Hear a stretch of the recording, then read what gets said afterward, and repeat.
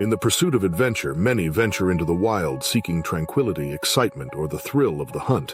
Yet lurking in the shadows of nature's beauty lies a darker reality, one that can turn a serene escape into a nightmare. These harrowing true stories of bear attacks will grip you with every heartbeat, revealing the raw terror that can erupt in an instant. While cameras may not have captured the horror, the scars of survivors and the memories of those lost tell tales that will haunt you long after the last page is turned. Elena Kovalenko had always felt most alive in the silence of the wild.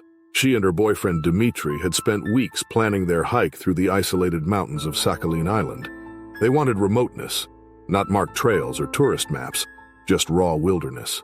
Elena, 28, was a strong hiker, fit from years of alpine climbing in the Caucasus.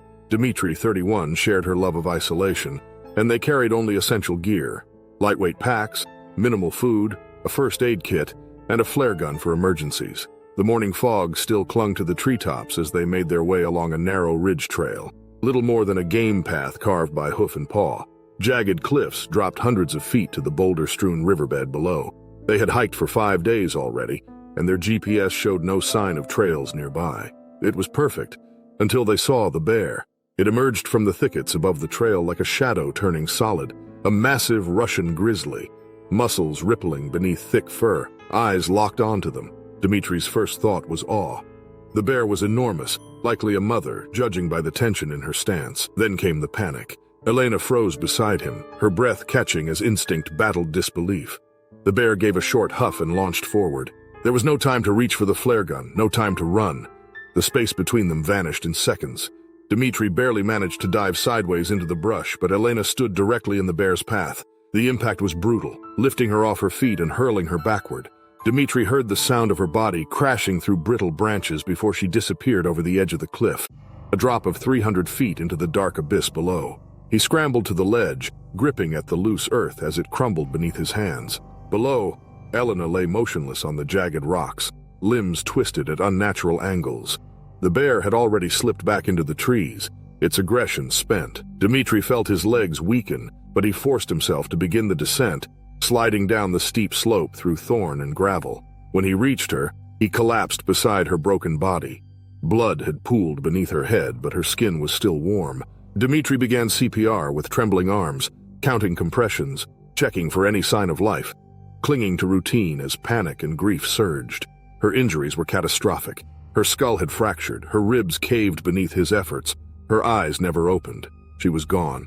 He stayed with her for hours, rocking back and forth in a daze, his hands sticky with blood, unable to process what had happened. The wind picked up. Above him, birds circled. Eventually, he triggered the emergency beacon, though time felt suspended. His watch died. He remained frozen in place, the reality too massive to confront. When the rescue team arrived by helicopter that evening, they found Dmitry curled beside her body. His face was blank, lips cracked, repeating her name in a dry whisper. The medics had to pry him away. His knees gave out when they lifted her onto the stretcher. One of the rescuers later admitted he had never seen a man so hollowed by loss, not even in the aftermath of avalanches or plane crashes. The investigation corroborated Dmitry's account. The bear had likely been a mother protecting her cubs, startled by the couple's sudden presence. With cliffs hemming them in, there had been no safe retreat. It was the worst kind of encounter in the worst possible place. Officials discovered fresh bear tracks near the trail and the remnants of a recent kill, a deer carcass not far from the site. Local conservationists confirmed that bears in the region were becoming increasingly aggressive, driven by dwindling food sources and early seasonal changes. Spring, when cubs emerged from dens, was particularly volatile. Elena's death made national news. Tributes described her as a passionate outdoors woman and dedicated environmentalist. Her grieving family urged future hikers to stick to guided routes and carry bear deterrents like spray and perimeter alarms. Dmitry declined all interviews but released a written statement, calling for stricter patrols and better public awareness of bear activity in remote areas. In response, park authorities on Sakhalin launched a series of emergency measures. Aerial surveys began to monitor bear movement. Warning signs were installed at remote trailheads. Digital maps were updated to flag high-risk zones, and ranger patrols extended deeper into the wilderness. Yet even with these changes, officials acknowledged that true safety was never guaranteed in such remote places. Weeks passed. Dmitri drifted through each day, unable to return to his former life. Every night, the moment replayed in his mind. The charge, the scream, the way her silhouette vanished over the edge. He returned to the site once more before leaving Sakhalin, placing flowers near the ridge where she had fallen. He stood there quietly, wind in his face, and let her name echo silently within him. There was no plaque, no marker, only trees, rocks, and the same profound silence she had once cherished. Back in Moscow, he joined a small advocacy group focused on wilderness safety reform. They weren't trying to restrict access, but to push for improved information. Real-time bear alerts, required safety equipment, and the construction of shelters in known danger zones. Dmitri rarely spoke at meetings, but when he did, his words left an impact. The tragedy remained a grim reminder. No matter how breathtaking the wilderness, it was never without danger. Even the most seasoned adventurers could be blindsided. Even love, at its most enduring, could not stop a single moment from altering everything. Elena was laid to rest in her hometown near Novosibirsk. Her gravestone bore only one line. She walked where the world was still wild. Dmitri continued to hike, but never again strayed so far from the path. Ben Kramer had hunted across the Rockies, the Yukon, and deep into British Columbia, but Alaska always pulled him back. He was 42, lean and experienced, a man who respected the wild more than most. After months of planning, he flew into a remote region near Kodiak Island, hoping to track and tag a mature Kodiak bear. Not just for the hunt, but for the challenge, for the respect of it. He packed light, a custom rifle, backup gear, and a survival kit. He had his GPS, a satellite beacon, and his knife, a heavy-bladed tool he'd once used to fend off a mountain lion in Montana. The place was pristine, rivers cut through dense spruce with bald eagles perched like sentinels. It took Ben 3 days to find the right spot. A curve in a glacial stream where salmon spawned and the air smelled like wet stone and musk. Bear tracks crisscrossed the mud, some prints the size of dinner plates. He set up camp a few hundred yards away, downwind, using natural cover and placing a trail camera. Each morning he moved slowly, glassing the tree line and scanning every ripple in the grass for movement. On the 4th morning, the forest felt wrong. The birds were silent. The usual calm carried a strange weight. He moved slower than usual, senses tight, rifle held at low ready.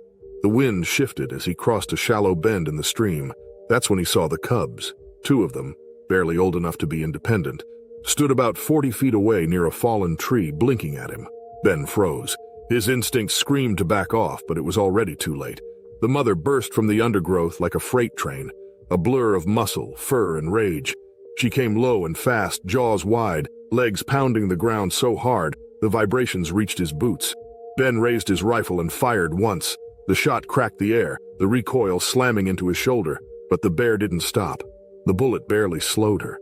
She collided with him full force, her mass sending him flying backward into the mud. The rifle flew from his hands. Her claws raked across his chest with the force of an axe. He screamed as blood sprayed from deep gashes.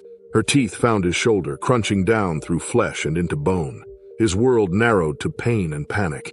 He thrashed beneath her weight, arms flailing, and then his hand found the hilt of his knife. With a desperate twist, he brought the blade up and plunged it into her side. The bear roared, a sound like thunder, and backed off just long enough for him to strike again. He stabbed into her thick fur, aiming low where the ribs were thinner. The blade sank deep, and this time she flinched hard. Blood poured from her side. She swiped again, catching his arm and shredding muscle and cloth. Ben screamed but didn't stop. He slashed upward, trying to shield his throat. The bear reared back, panting heavily, blood soaking into her fur. Then she turned and crashed into the brush, vanishing with the cubs into the forest. Ben lay in the mud, gasping. His chest felt like it was on fire. His left arm barely moved. He crawled toward his pack, leaving a thick trail of blood behind him. Every movement sent agony through his ribs. He tore open the first aid kit with shaking hands and pressed gauze into the wounds, wrapping his chest as best he could with the compression bandages. He had to get back to camp. He moved slowly, crawling at first, then staggering upright. His world swam in and out of focus, but he knew the route. He followed his own boot prints back through the trees, each step like dragging a broken body uphill. He reached camp hours later, collapsed beside his gear, and activated the emergency beacon. Night came. He lay under a tarp, clutching his knife, flinching at every rustle in the dark. The pain was a constant scream through his nerves. By morning, his shirt was stiff with dried blood and dirt. The rotor blades of a rescue helicopter thudded through the air, and the medics came fast, cutting through his shirt and asking questions he couldn't answer. He passed out in the chopper. Ben spent weeks in recovery. He had 4 broken ribs, torn ligaments in his shoulder, and dozens of stitches across his chest and arm. His right hand lost some mobility from nerve damage, but he survived. Doctors said if the bear had bitten an inch higher, her teeth would have crushed his windpipe. If he hadn't fought back, she would have killed him outright. His knife had saved his life, but so had years of discipline, knowing how to stay calm, how to control his breath, how to act through pain. He never blamed the bear. She had cubs. She'd seen him as a threat. In the months that followed, Ben turned down offers for interviews. He didn't want fame. He returned to Alaska once more, not to hunt, but to walk the forest edge, to face what had happened. He carried scars now, but also a deeper sense of humility. The attack triggered local changes. Wildlife authorities increased signage and awareness campaigns. Hunters were urged to carry bear spray and avoid known cub zones. Some criticized Ben for not backing off sooner, but others knew the truth. In bear country, sometimes there's no time to choose. Ben still hunted, but he moved differently now. Slower, wiser. When he told close friends the story, he always ended it the same way. She was just doing what a mother does. Seasoned adventurers in their early 30s had traveled to Norway's Svalbard archipelago to witness the midnight sun. With years of hiking and cold weather camping behind them, they felt ready for the Arctic. They pitched their tents near a glacier's edge, far from any settlement, surrounded by vast white silence. The terrain was stunning, brutal, and alien. Jagged ice cliffs and wind-blasted snowfields stretched for miles. They'd brought satellite gear, a flare gun, and basic bear deterrents, but no tripwire fence or hired guard. They thought distance would keep them safe. By midnight, the light still clung to the horizon in a pale orange haze. The glacier crackled in the distance. Inside the tents, the group settled in for sleep, lulled by exhaustion. Only Anna remained outside, walking a short way from camp to use the toilet. She zipped her parka tighter and glanced over her shoulder once, uneasy. Then she heard it. Not footsteps, not breathing, just the soft crunch of something heavy moving through snow. She froze. Downwind, near the tents, a massive shape moved in silence. At first, she thought it was a drift. Then it lifted its head. A polar bear, thick, yellow-white fur matted with ice. Taller than a man, heavier than any grizzly she'd seen. Its black eyes scanned the camp. It had smelled the food, packed tightly in a dry sack and buried beneath the snow near their gear. But that didn't matter. The bear was hungry. Anna's body refused to move. The bear lumbered toward the tents. She turned and ran. Before she could shout, the bear ripped through the first tent. Canvas tore like paper. Inside were Tobias and Emil, half asleep when the claws hit. Tobias was closest to the entrance. The bear bit down on his torso, dragging him halfway out of the tent, crunching through bone and sinew. He thrashed, trying to scream, blood spraying across the snow. Emil, scrambling backward, tried to reach for the flare gun. The bear turned on him, swiping once, a massive paw that smashed his leg and spun him into the ground. Then it bit down on his thigh, shaking him like prey. Bones snapped. The tent collapsed in a heap of screams, blood, and snow. Henrik in the second tent heard everything. He burst out barefoot, shielding a panicked Marcus behind him. The bear stood over the wreckage, fur dark with blood, its maw open and steaming. Henrik grabbed the flare gun from the gear pile, hands trembling, and fired. The light exploded into the night sky, hissing and flaring red. The bear flinched. It turned, confused and enraged, then started toward Henrik. That hesitation gave Marcus just enough time to throw their only other deterrent, a small firework charge, into the snow. It popped weakly. The bear growled, backing off a few steps, but didn't leave. Anna, panting and sobbing, returned just as the bear moved back toward the wounded. Emil was crawling, his leg a ruin, his eyes glassy with shock. Tobias didn't move. The bear nudged Tobias's body, sniffed, then reared back on all fours. For a moment it seemed to lose interest, then turned and padded toward the glacier. Henrik dropped the flare launcher. Anna rushed to the satellite phone and triggered the emergency beacon. They wrapped Emil in sleeping bags, compressing the wound with shirts. His blood soaked through everything. They waited 6 hours. The cold deepened. Emil drifted in and out of consciousness. Marcus sat holding his hand, whispering softly. Anna kept her eyes on the glacier ridge, scanning for movement. Every crack of snow made them flinch. The bear never returned, but the fear never left. When the helicopter arrived, the blades kicked up snow in a deafening roar. Rescue teams rushed in with stretchers and rifles. Tobias was pronounced dead on the scene. Emil, barely alive, was stabilized and flown with Henrik to Longyearbyen Hospital. The following days were a blur of trauma and paperwork. Authorities secured the site. Investigators confirmed the bear had been an older male, likely underfed and desperate. The group had followed some guidelines, but skipped crucial protections. No tripwire fence, no guard, and food stored too close to the tents. Svalbard officials responded swiftly. New mandates were issued. All campers were now required to install early warning systems, including fences or portable alarms. Local guides became mandatory for remote trips, and educational campaigns warned tourists about polar bear behavior. Anna gave her statement quietly. She couldn't forget Tobias's screams, or the sight of the bear dragging him like a toy. Marcus couldn't sleep. Henrik remained numb. Emil survived after multiple surgeries but lost most of the function in his leg. He would never hike again. They didn't return to the Arctic. They spoke of the trip only rarely and only in hushed tones. The wilderness they had once loved revealed a side they hadn't expected. Not majestic, not poetic, but brutal and indifferent. The bear hadn't attacked out of malice. It had been cold, starving, wild. For Anna, the sound of that first crunch in the snow still haunted her. She remembered how close she'd been, how little time they'd had, how fast it all happened. There were no second chances, no heroic rescue, just blood, panic, and survival. The archipelago remained beautiful, but its silence no longer offered peace. For the survivors, it echoed with screams. Tom Greaves had hiked alone for years. A wiry, sharp-eyed man in his early 40s, he was a wilderness veteran. Wyoming's mountains had always drawn him in with their jagged spires and isolation. He thrived on solitude, trusted his instincts, and packed with care. He carried bear spray, a satellite beacon, and a lightweight pack built for speed. In August, the trails thinned out and the backcountry grew wild. That was how he liked it. 3 days into a planned 5-day loop, Tom moved along a narrow trail that followed a creek bed winding through dense alpine forest. The air was thin, the shadows long, and the silence deep. He'd seen elk sign earlier, but no fresh bear tracks. Still, he kept his spray on his hip and paused often to listen. Around midday, as he rounded a bend near the creek, he noticed flattened grass and broken branches. Large tracks pressed deep into the mud. Grizzly. They were fresh. He crouched, heart picking up. The tracks led into the brush beside the creek, away from the main trail. He stayed low, listening. The sound came a second later. A rustle of leaves, then a violent crash. Branches exploded as a blur of brown fur and power burst from the undergrowth. The grizzly charged, 10 yards and closing. Tom had no time to think. The bear's massive paws hammered the ground. He reached for the spray and raised his arm, but the bear was already on him. It hit like a boulder, slamming into his chest and hurling him backward into the icy creek.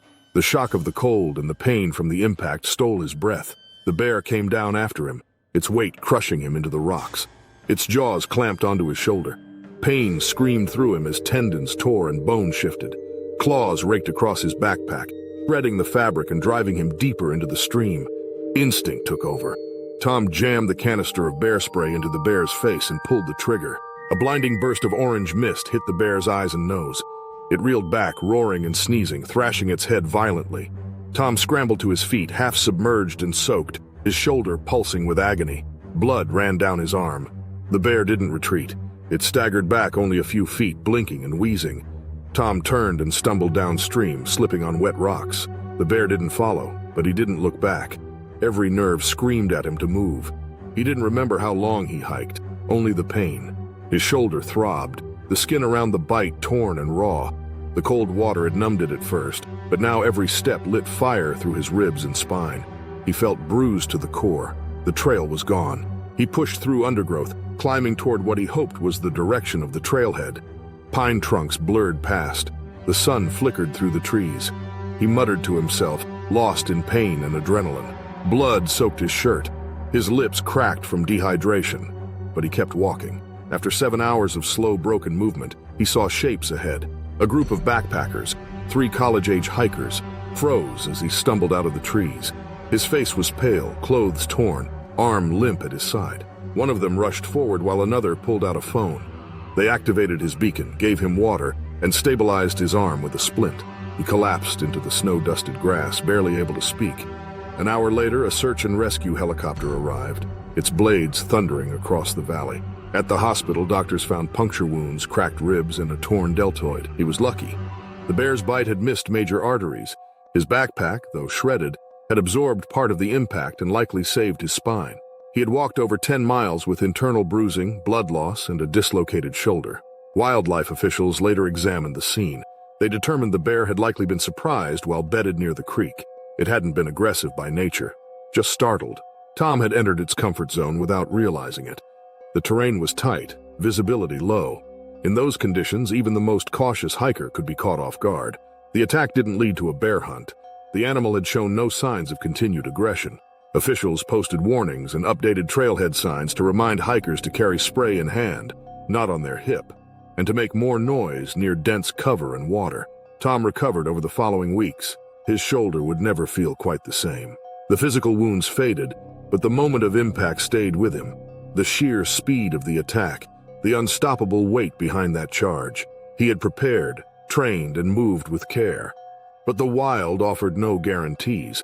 He didn't stop hiking, but he never hiked alone again. The Wyoming wilderness remained beautiful, fierce, and unforgiving, and somewhere out there, a grizzly still lived, perhaps near that same creek, wild and wary as ever. Tom didn't hate the bear. He respected it. He had stepped into its home, and it had reacted as nature dictates. There was no malice in the animal, only instinct. And there was no glory in surviving, only gratitude, and the knowledge that the mountains didn't care who you were or how ready you felt. They simply existed, indifferent and immense. And for Tom Greaves, they would always carry the memory of cold water, flashing teeth, and the narrowest escape of his life. Megan Roth ran the forest trails near Whistler 3 times a week. She was 28, lean and strong from years of distance running, and the winding mountain paths were her favorite escape from the noise of daily life. That summer morning, the air was crisp, and the forest was damp from the night's rain. Megan wore a red windbreaker, her earbuds pumping music as her feet pounded the dirt. She knew the trail well. 6 miles through thick pine and cedar, with a few steep climbs and sudden turns. It was early. No other runners were in sight. Fog still clung to the undergrowth, curling low along the ferns. Megan was on the return leg, cruising downhill. Her rhythm was smooth, breath steady, legs moving without effort. She didn't see the shadow between the trees until it moved. The black bear burst from the brush just feet ahead. It came fast, a blur of dark fur and muscle, and Megan barely had time to slow. The bear had likely been startled. She'd approached quickly and silently, her scent masked by sweat and motion. It reared slightly, then lunged. It hit her from the side, claws dragging her down. Her body slammed hard into the trail, the impact knocking the wind out of her. Pain exploded in her thigh as the bear bit down, shaking its head. Teeth tore through muscle. Megan screamed, kicking with her free leg, fists hammering the animal's face. The bear pressed her into the ground, claws ripping her back as it grunted. Relentless, she fought, her left arm locked around the bear's thick neck, pulling it close, twisting her body to escape its weight. Her right leg thrashed, kneeing its side. Her thigh throbbed, hot, sharp pain making her dizzy. Blood soaked the trail beneath her. Still, she kept moving. Branches cracked behind her. Another runner had appeared at the bend, mid-30s, tall, wide-eyed. He froze, then started shouting. Rocks flew, thudding into trees. One struck the bear's flank. The bear flinched, head rising. It released Megan and backed off a few steps, ears twitching. Her body trembled, torn and shaking. The man kept shouting, throwing more rocks, stepping between her and the bear. The animal stood its ground a moment longer, then turned and slipped into the trees. Silence fell. The runner rushed to her. Megan was conscious but groaning, curled into herself, blood pooling beneath her. Her leggings were shredded, her thigh a mass of torn skin and exposed tissue. Deep claw marks stretched across her back and side. He called for help with shaky hands. Cell service was weak, but the emergency call went through. He stayed with her, pressing his jacket over the wound, checking her pulse. She cried out when he touched her leg, face pale and lips cracked. Time crawled. 20 minutes passed before sirens reached the forest edge. Search and rescue medics came first, racing in with packs and a stretcher. They worked fast, stemming the bleeding, stabilizing her, giving fluids. Megan drifted in and out as they carried her to a waiting vehicle. From a clearing just off the trail, she was airlifted out. At the hospital in Vancouver, surgeons repaired her torn thigh muscle. The wound was deep and jagged. Dozens of stitches ran across her leg and back. Her recovery would take months. Physical therapy, pain management, scars that would never fully fade. But she had survived. Wildlife officials launched an investigation. The bear was never found. Based on tracks and behavior, they determined it had likely been a young adult, startled by Megan's sudden approach. There was no food in the area, no cubs, just a surprised animal reacting on instinct to fast movement in its territory. Experts explained that runners, especially those wearing headphones, can appear threatening, not as prey, but as intruders. Speed and silence often triggered defensive responses, especially in dense terrain where a bear might feel cornered. The attack led to swift changes along the trail system. New warning signs urged runners to leave headphones at home, run in pairs, and carry bear spray. Rangers increased patrols during peak hours. Safety stations were installed at trailheads offering advice, emergency contacts, and free bear bells. Megan's story spread quickly. News outlets ran interviews with experts and park officials. Runners grew more cautious, more aware. Her experience became a cautionary tale, not of wild animals, but of what can happen when we tune out the wild around us. When Megan returned home, her body was weaker. She walked with a limp and needed help climbing stairs, but she didn't give up. In the weeks that followed, she began rehab. Slow steps, crutches, bandages. Her muscles ached. Her balance faltered, but she kept going. Every day brought back a little more strength. Her first return to the forest trail came months later, guided by the same man who had helped her, now a friend. They walked slowly, side by side, bear spray clipped to their belts, no headphones, their eyes scanning the trees. The forest looked the same. It felt different. Megan didn't run that day. She didn't need to. She was back, scarred and cautious, but not broken. The memory of claws and teeth still lived in her skin, but she wouldn't let fear decide who she was. The wild didn't owe her safety. It only offered space, beautiful, powerful, and indifferent. She had survived it, and now she respected it more than ever. Eli Marshall and Nate Brower had been friends since high school, bound together over the years by their shared passion for the outdoors and their relentless pursuit of adrenaline-fueled adventure.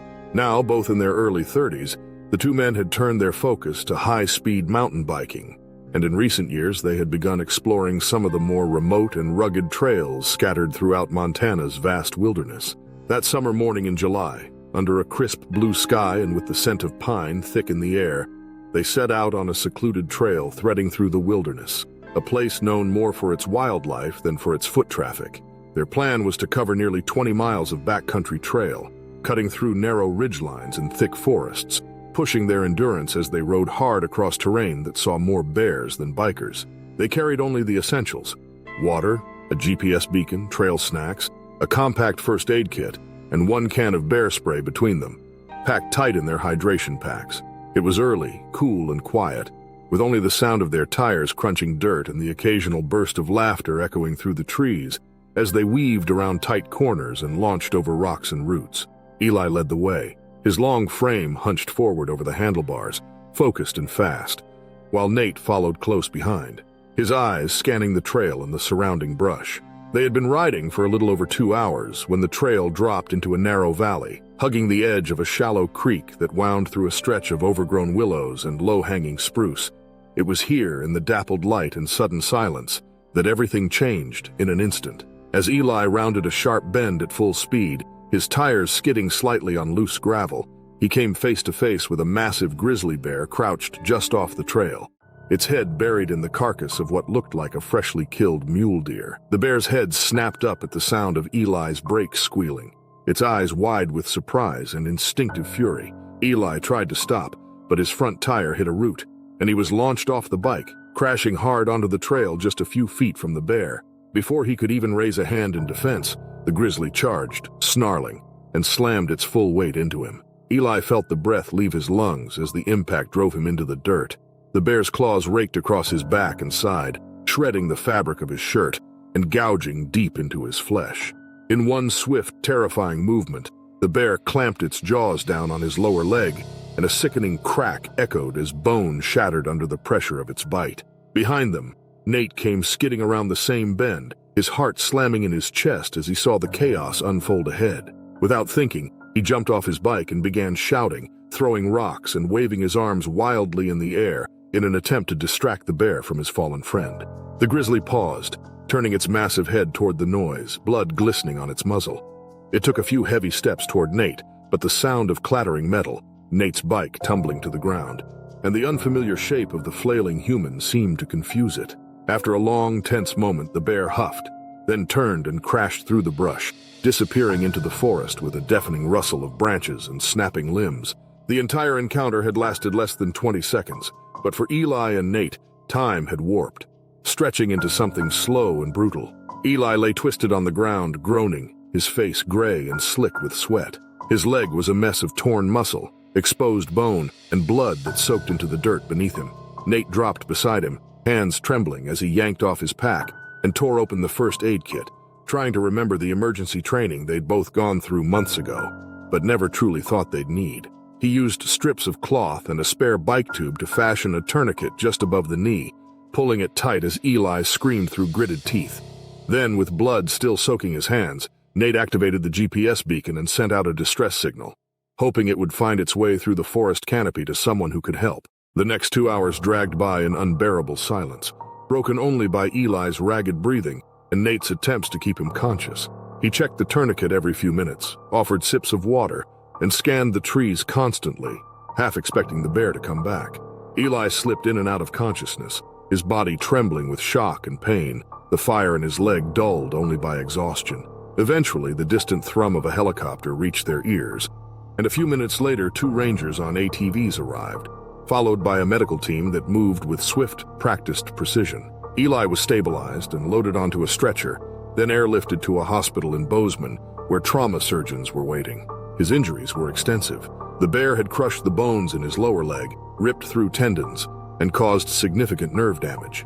Over the next several days, Eli underwent 2 surgeries to repair the worst of the damage, and though doctors managed to save the leg from amputation, he was told the road to recovery would be long, painful, and uncertain. Nate stayed at the hospital through it all, keeping vigil, reliving the attack every time he closed his eyes. Wildlife officials came to speak with them, confirming that the bear had been feeding and was likely startled by the rapid approach of the bikes, a classic scenario where speed and silence led to a violent defensive response. They didn't plan to track or relocate the bear. It had simply been in the wrong place at the wrong time, reacting as any wild animal would. The trail was closed for a week, then reopened with new signage and warnings for riders to make noise, carry spray, and avoid high-speed blind corners in known bear territory. Safety briefings became mandatory at local rental shops and visitor centers. Eli spent 3 months in a wheelchair, another 2 with crutches. He lost strength, range of motion, and the comfort he once felt in the wild. But eventually he returned, not to ride, not yet, but to stand at the trailhead, breathe in the air, and remind himself that he had survived. He bore deep scars, both physical and emotional, but he carried no hatred for the bear. The forest had always belonged to the wild, and he had simply forgotten how quickly it could remind you of that truth. He would never forget the weight of the animal, the heat of its breath, the sound of bone breaking under its bite. But even with that memory etched into him, Eli hoped that one day, with time and healing, he would ride again, not to escape the past, but to honor it.